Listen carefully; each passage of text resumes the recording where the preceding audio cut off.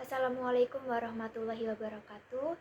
Saya Gabrielia Alvinatarikila, mahasiswa dari Proditif dengan NIM E41210406. Video ini bertujuan untuk memenuhi tugas mata kuliah Bahasa Indonesia, yaitu video deskripsi wirausahawan yang sukses. Pada video kali ini, saya mengambil contoh Khairul Tanjung sebagai salah satu seorang wirausahawan yang sukses.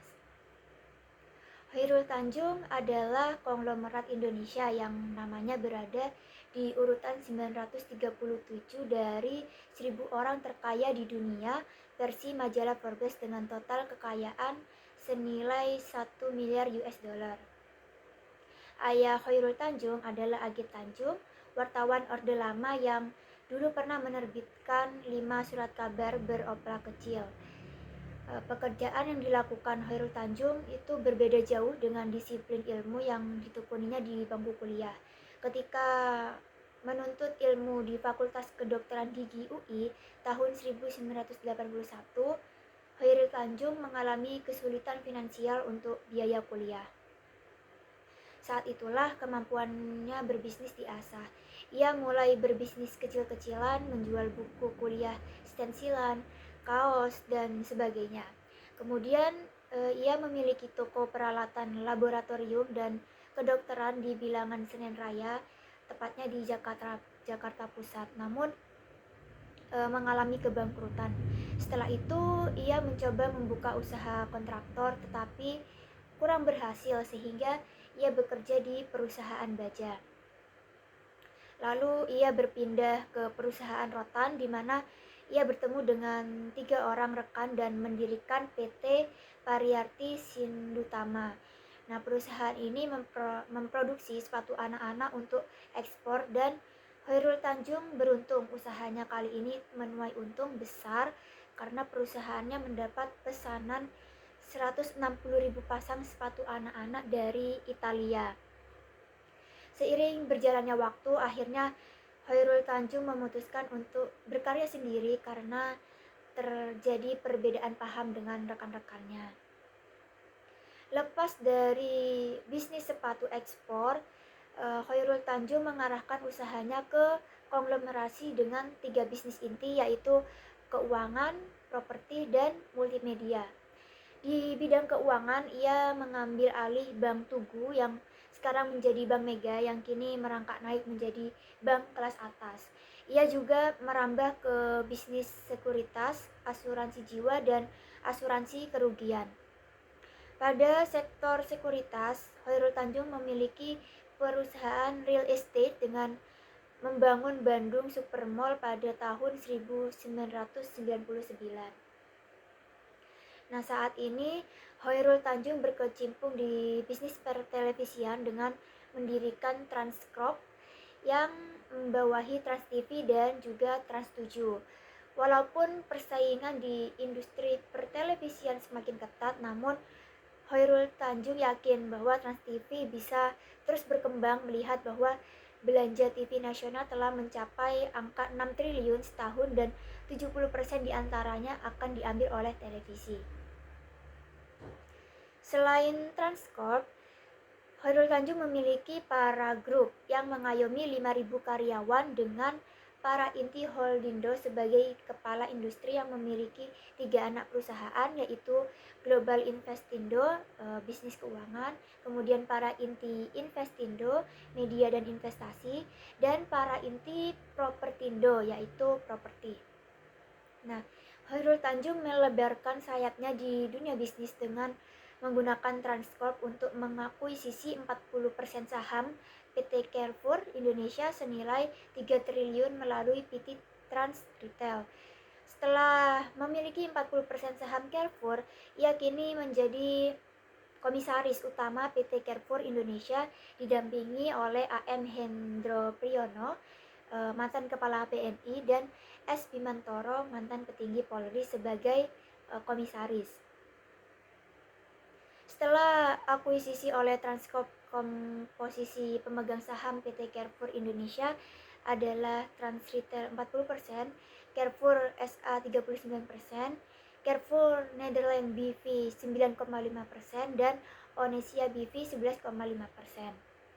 Dengan gurita bisnis seperti ini, Siti menduduki posisi ke-13 dari total 40 orang terkaya di Indonesia pada tahun 2009 versi majalah Forbes. Nah, lantas apa yang membuat Khairul Tanjung menjadi sesukses sekarang? Yang pertama yaitu ia selalu bekerja keras. Tidak lahir dari keluarga kaya raya, Khairul Tanjung sukses membuktikan bahwa siapapun bisa mencapai kesuksesan. Julukan si anak singkong yang melekat pada dirinya bukan muncul lantaran ia gemar mengkonsumsi singkong, melainkan julukan yang dikenal untuk mendeskripsikan orang pinggiran pada masa itu. Ayahnya merupakan mantan wartawan yang mengedarkan surat kabar di era Orde Baru. Namun karena krisis politik dan dianggap menjadi oposisi pemerintah, perusahaannya pun terpaksa ditutup, mengharuskan Khairul Tanjung dan keluarganya menjual rumah mereka dan tinggal di losmen yang sempit. Tak patah semangat, Khairul Tanjung tetap fokus melakukan yang terbaik demi memperbaiki nasibnya dan juga keluarganya. Hingga akhirnya ia berhasil masuk ke Fakultas Kedokteran Gigi Universitas Indonesia dan lulus di tahun 1987.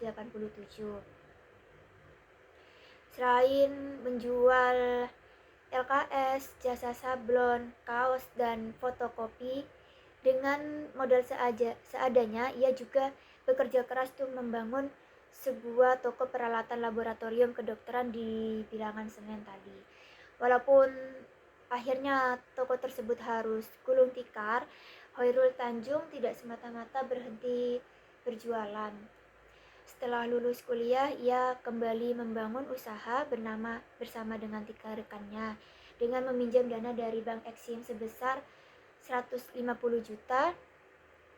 Mereka pun akhirnya mendirikan PT Pariyarti Sindatama yang tadi telah saya jelaskan.